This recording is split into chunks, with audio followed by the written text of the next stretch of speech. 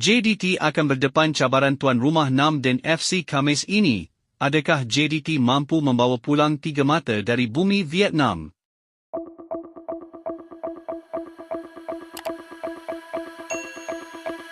Perlawanan yang paling dinanti-nantikan dalam kumpulan B Shopee Cup bakal menyaksikan juara Vietnam Nam Den FC melayan kunjungan wakil Malaysia Johor Darul Tazim pada Khamis ini.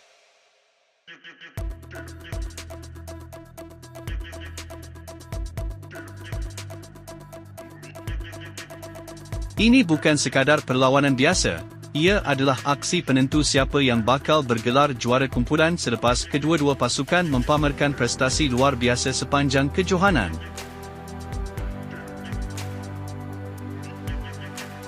Nam Den kini mendahului kumpulan dengan rekod sempurna 12 mata, manakala JDT mengekori rapat dengan 10 mata.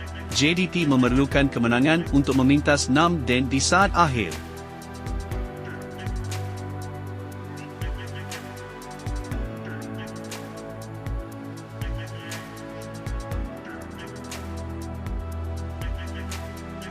Nam Den juga mempunyai kelebihan beraksi di laman sendiri, namun JDT memiliki barisan pemain bintang yang sudah terbiasa dengan tekanan perlawanan antarabangsa.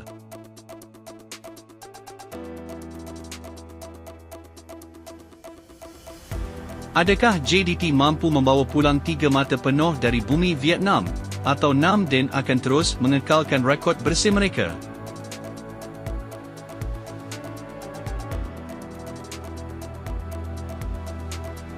Saksikan perlawanan ini di Astro Arena pada Khamis ini jam 8.30 malam.